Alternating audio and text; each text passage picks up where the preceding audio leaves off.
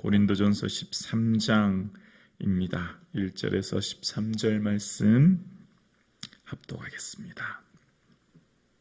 함께요. 내가 사람의 방언과 천사의 말을 할지라도 사랑이 없으면 소리나는 구리와 울리는 꽹가리가 되고, 내가 예언하는 능력이 있어 모든 비밀과 모든 지식을 알고 또 산을 옮길 만한 모든 믿음이 있을지라도 사랑이 없으면 내가 아무것도 아니요, 내가 내게 있는 모든 것으로 구제하고 또 내 몸을 불사르게 내줄지라도 사랑이 없으면 내게 아무 유익이 없느니라. 사랑은 오래 참고 사랑은 온유하며 시기하지 아니하며 사랑은 자랑하지 아니하며 교만하지 아니하며 무례히 행하지 아니하며 자기의 유익을 구하지 아니하며 성내지 아니하며 악한 것을 생각하지 아니하며 불의를 기뻐하지 아니하며 진리와 함께 기뻐하고 모든 것을 참으며 모든 것을 믿으며 모든 것을 바라며 모든 것을 견디느니라. 사랑은 언제까지나 떨어지지 아니하되 예언도 패하고 방언도 그치고 지식도 패하리라. 우리는 부분적으로 알고 부분적으로 예언하니 온전한 것이 올 때는 부분적으로 하던 것이 패하리라. 내가 어렸을 때는 말하는 것이 어린 나이와 같고 깨닫는 것이 어린 나이와 같고 생각하는 것이 어린 나이와 같다가 장성한 사람이 되어서는 어린 나이의 일을 버렸노라. 우리가 지금은 거울로 보는 것 같이 희미하나 그때는 얼굴과 얼굴을 대하여 볼 것이요, 지금은 내가 부분적으로 아나 그때는 주께서 나를 아신 것 같이 내가 온전히 알리라. 그런즉 믿음, 소망, 사랑 이 세 가지는 항상 있을 것인데 그 중에 제일은 사랑이라. 아멘. 우리 13절 말씀 한 번 더 합독하시겠습니다. 함께요. 그런즉 믿음, 소망, 사랑 이 세 가지는 항상 있을 것인데 그 중에 제일은 사랑이라. 아멘. 예수 그리스도의 사랑이 저와 여러분의 삶 가운데 충만하기를 주님의 이름으로 축복합니다. 아멘. 믿음, 소망, 사랑 이 세 가지가 항상 있을 것이다. 오늘 본문에 이야기합니다. 데살로니가전서 1장에 보면 믿음의 역사와 사랑의 수고와 우리 주 예수 그리스도에 대한 소망의 인내라고 이야기합니다. 그러니까 믿음은 역사를 일으키는 것이지요. 오늘 믿음은 능치 못하심이 없다 말씀하신 것처럼 믿음을 통하여 우리는 하나님께로 인도함을 받습니다. 산을 옮길 만한 믿음이라고 하는 2절 말씀처럼 믿음을 통하여서 우리는 하나님의 능력과 그 은혜를 경험하고 또 믿음을 통하여서 우리는 그 하나님 나라에 이르도록 우리를 인도함 받게 되는 것입니다. 그래서 많은 사역 가운데 예수님께서는 늘 믿음을 보시고 왜 믿음이 없는 자들아, 믿음이 약한 자들아 말씀하시고 믿음을 통하여서 그들의 병자를 고치신 것을 보게 되어집니다. 두 번째는 소망의 인내입니다. 소망은 현재의 삶 가운데 내 삶을 기쁨으로 이끌어주는 겁니다.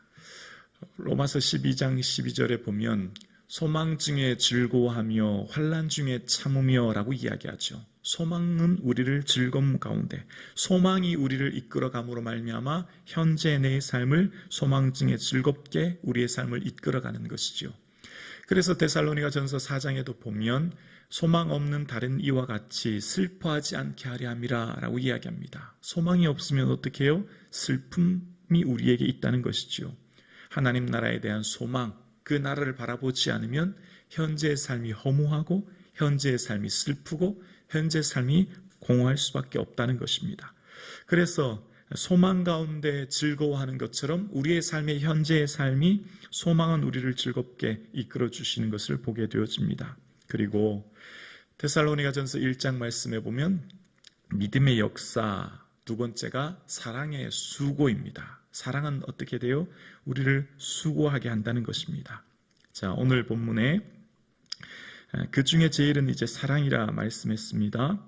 이 고린도전서 13장을 여러 번 묵상하면 이 사랑은 나의 입장에서의 사랑을 묵상하는 것이 아니라 상대편의 삶을 배려하고 상대편의 입장에서 사랑을 생각한다 말씀드렸습니다.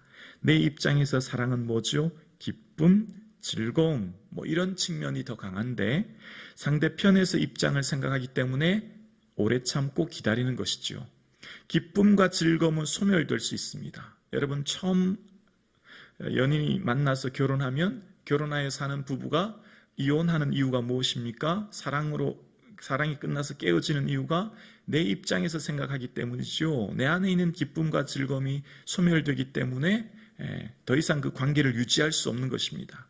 그런데 그 사랑의 입장을 상대편 입장에서 상대편을 생각하며 하는 것이 기다림이고 오래 참음일 때 그 사랑이 계속해서 유지되는 것처럼 사랑은 기다림입니다. 오래 참음입니다. 사랑에 대한 이야기에서 중요한 것은 수고입니다. 사랑은 반드시 수고와 희생을 가져온다는 거예요. 이것이 기독교 사랑이죠. 사랑에 대한 대표적인 예가 이 탕자의 비유를 보면 알 수 있습니다. 탕자의 비유에서 둘째 아들이 아버지께로 돌아가리라 하고 아버지께 돌아올 때 거리가 아직 먼데 아버지가 그를 알아보고 달려가서 안고 입맞춥니다.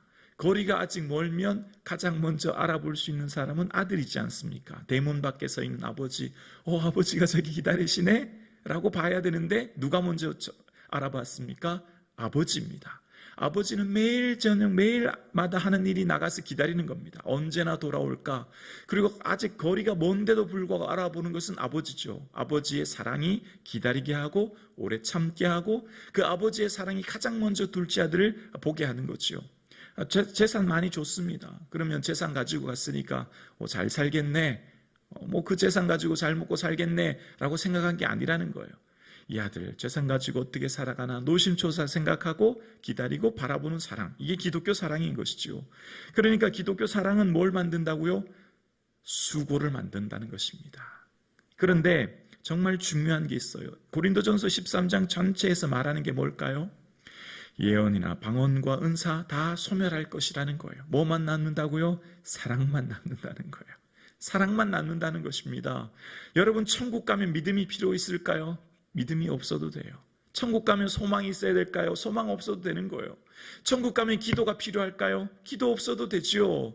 천국 가면 사랑만 남는 거죠. 사랑의 수고만 남는 거예요. 오늘 저와 여러분의 삶 가운데 예수 그리스도를 사랑함으로 그 하는 수고, 또 예수님을 사랑하기 때문에 내 이웃을 사랑하고 예수님을 사랑하기 때문에 가족을 사랑하고, 아멘이시죠? 그 사랑이 남게 되는 줄로 믿습니다. 오늘 저와 여러분 모든 것은 떨어지고 쇠하고 소멸할 것입니다. 이 땅에서의 삶이 잠깐일 것입니다. 그런데 예수님을 사랑하기 때문에 하는 그 모든 수고, 그 모든 헌신, 그 모든 희생은 결국 사라지지 않고 변치 않아 하나님 나라에서 큰 우리에게 영광이 될 줄로 믿습니다. 고린도전서 13장을 묵상하면서 이 사랑이 바로 예수 그리스도의 사랑이라는 것을 또한 깨닫게 되었습니다. 예수님은 참고 기다리고 인내하셨던 그 사랑, 그래서 예수님의 사랑을 경험한 사람은 어떻게 될까요? 나도 예수님 따라 살게 되는 것이지요. 바울이 오늘 고린도전서 13장을 고린도 교회에 편지하면서 제일 첫 번째 사랑은 뭐라 그랬죠? 오래 참고. 저는 이 말씀을 묵상하면서 이것이 바로 예수님의 사랑을 경험한 바울의 삶이었다 또한 생각되었습니다. 여러분, 바울이 처음 다메섹 사건에서 부름받아서 시리아 다메섹에 갔을 때 이제 즉시로 복음을 전하지 않습니까? 그 다음에 나타난 바로 다음 구절이 뭡니까? 유대인들이 바울을 죽이려고 모함합니다. 유대인들이 바울을 죽이려고 하니까 온 성을 다 지키니까 강주리를 타고 밤에 몰래 도망쳐 나오지 않습니까? 그 다음에 또 등장하는 단어가 유대인들이 바울을 죽이려 한다는 거예요.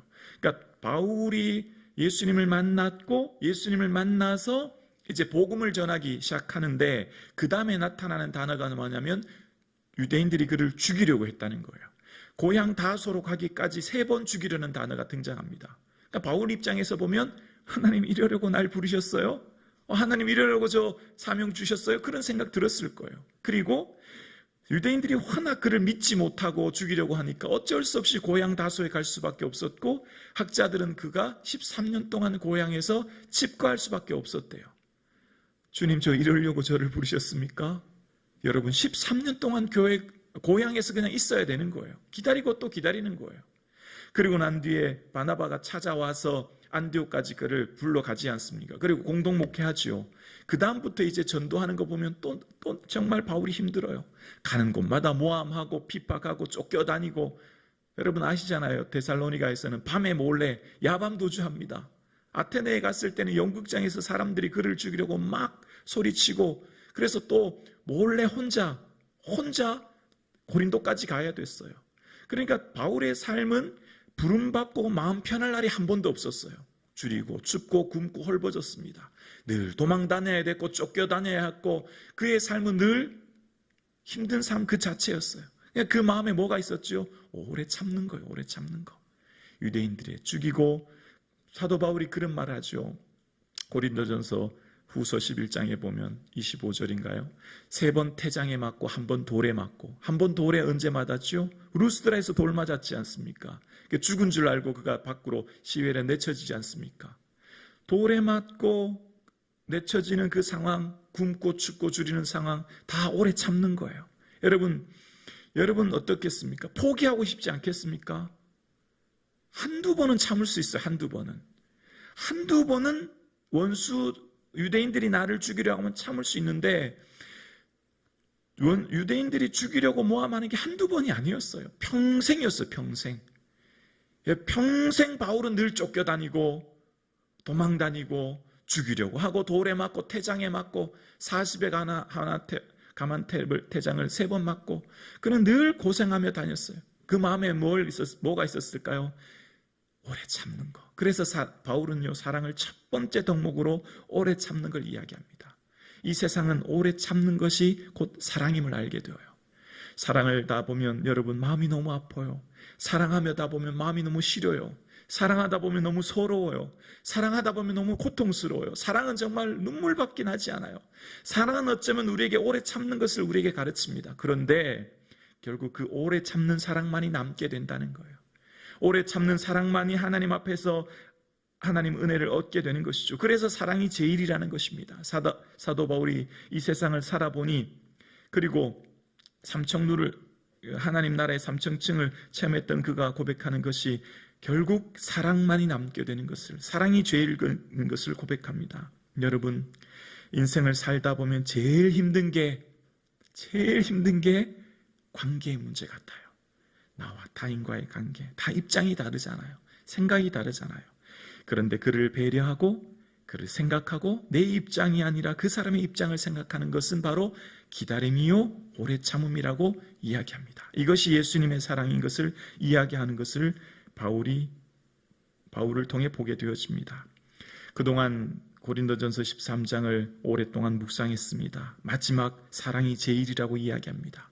오늘 함께 예배드리시는 사랑하는 성도님, 하나님의 사랑이 우리 마음에 부음바되어 주님이 우리를 오래 참고 기다리셨던 것처럼, 나도 이웃을, 나도 그를, 나도 타인을 오래 참고 기다리고 그를 배려하고 그를 품고 그를 용서하고 그를 사랑하는 우리 온 성국중앙교회 가족 되기를 주님의 이름으로 축복합니다.